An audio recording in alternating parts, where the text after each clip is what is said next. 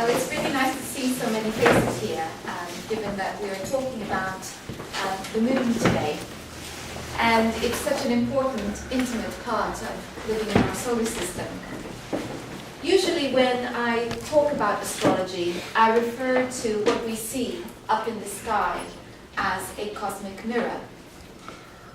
The term cosmic mirror is a perfect term to describe the synchronous effect that occurs between our daily lives and events in our personal lives and what is happening with the planets above.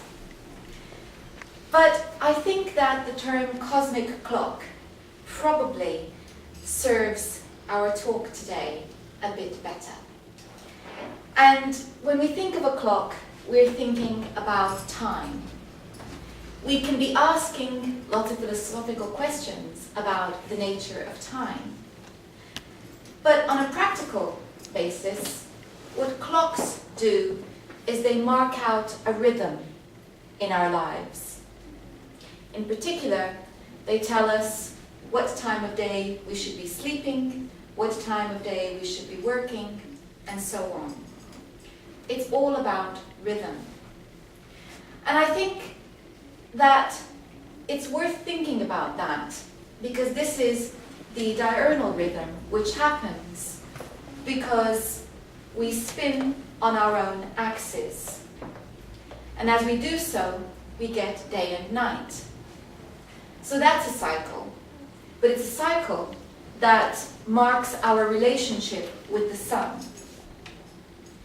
Calendars, too, are very much linked with time. They mark day and day and day. And then when it all finishes and we buy a new calendar, it's the beginning of a new cycle. Everything in our lives is marked out by cycles.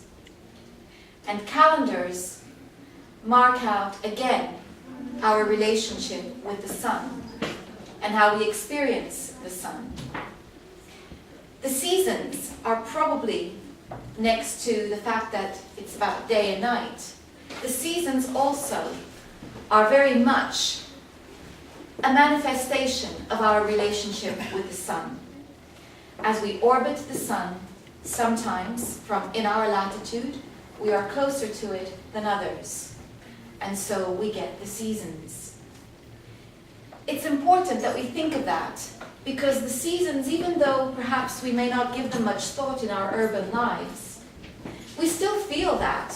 We still feel that sense of enjoyment when we see the blossom in spring, the change in temperature.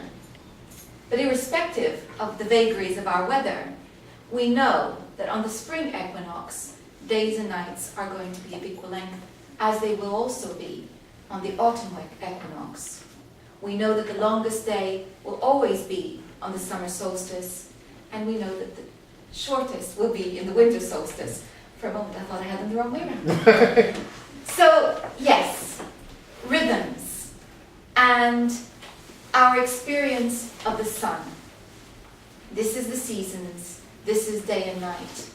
And they are so embedded in our psyche that we find them all through our literature, all through art, and indeed, we find them in our mythology and the signs of the zodiac. Any of you watching Lambing Live last week on BBC One couldn't miss the reality that this time of year is lambing season. And lambing season, of course, occurs whilst the sun is in the sign of Aries. Aries, a sign that symbolizes everything we associate with spring. New life, passion, energy, restlessness, really raring to go. If you know an Aries, you know that they are like that. And this is apt for this time of year. So even the signs are all about our relationship with the sun. Other planets, or planets themselves, have cycles. But today, we're here to think about the moon's cycle.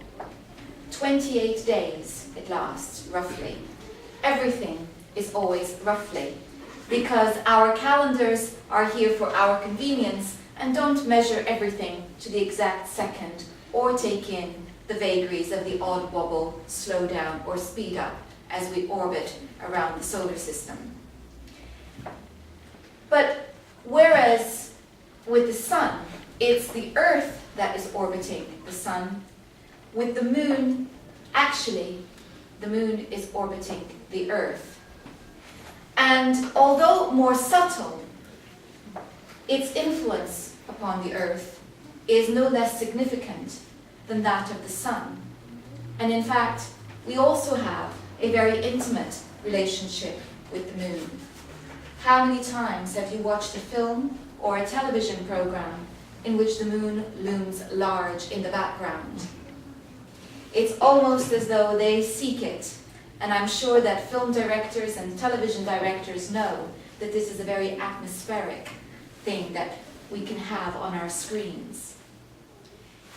It's there as, again, part of our myth and literature, everything to do with the moon, the lunar cycle, and from there comes the word lunatic. And why would that be? Because at the full moon, we know that we can go a little bit loopy. So let's think then about the full moon. Obviously, there are many phases to the moon's cycle, but the one that is most obvious to us is the full moon, because unless it's cloudy, you really can't miss it. So let's start there. What is actually happening on a physical level with the full moon? We need to remember what is happening is that we are right in the middle of the sun and the moon at that point. So it's like having a straight line. You have the moon there, you have the sun there, and we are in the middle. And both of them have a strong gravitational pull. So both of them are pulling us. We are caught in one giant tug of war. And that means that we get the tides. At a physical level, we see this. We get the tides. It's not, of course, just the tides. It's the actual crust of the Earth bulges. Such is the pressure that is being exerted. And we who watch human behavior and who are very aware of our own moods at such times are also aware that we too feel this amazing tension at the time of the full moon. Just look around. People take greater risks when they're driving. If you work in the emergency services, you know that the time of the full moon is very busy indeed. We've had police forces admitting to putting more police on the beat at the time of the full moon because statistically there are more incidents at that time. And there is a theory kicking round by certain scientists that it has nothing to do with the moon, but just the simple fact that there's more light around, and so we're more likely to be out and about at the full moon. Forgetting, of course, that these effects are observable whether or not it's a cloudy sky. So, the full moon has an effect. It's a time for action. It's a time of crisis. I'm often asked why it is that we often get these niggly feelings at around the time of the full moon. And quite simply, it's because it's like we've been holding in all of that tension in the build-up and suddenly we are ready to explode with energy. It's that simple. It's just a build-up of energy that then just comes to a crisis and needs to be expressed. You will find that not every month is the same. It depends on the sign that the moon is in as to how sensitive you are going to feel at the time of the full moon. Some of us experience it as a major energy drain. All we want to do is sleep. Others, it's like we're wired into the electricity and we are up all night. So it varies, and it varies from month to month according to your own personal chart. The new moon is more subtle, but also very important. We tend to think of it as the beginning of the cycle. Unlike the full moon, where the Earth is stuck between the sun and the moon, this time the sun and moon are together. We don't see the moon at the new moon. Everything is dark. Although more subtle, there is still an important tidal pull at the time of the new moon. In terms of mythology, the new moon was always a bit auspicious because it had a little bit of danger to it. In a time when there was no electricity, you can see why. No light is not necessarily a good thing.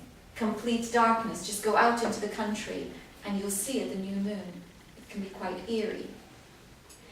But it's also linked with the idea of conception. And so, at the time of the new moon, we are often thinking of sowing seeds. Perhaps it's new projects, new ideas coming into our minds. And for that reason, we normally associate the cycle of the waxing moon, because remember that from now on, the moon is going to be building up in the sky. We often associate that period of the waxing moon with action. And yet, if you think about that buildup of energy and how emotional we become, it might not be such a great time for action. It might be a better time for planning. Testing plans, playing with plans, holding back, and then allowing that energy to build. You get to the climax of the full moon, and then when it's waning is a time for action. We can think about it also as the time of the waxing moon having the action of breathing in. So it's like we can take a lot in. It's a good time for bringing in information. It's a good time for actually having medication if you need it. We tend to be more absorbent. We're swelling up. We're becoming full. And then when it's on the wane, we can be putting things into action more calmly, having done our research. And at that point, also, it's a time which it's like breathing out. So we're letting all our energies flow out. It's a new way of thinking, perhaps, but it's a more measured way of thinking.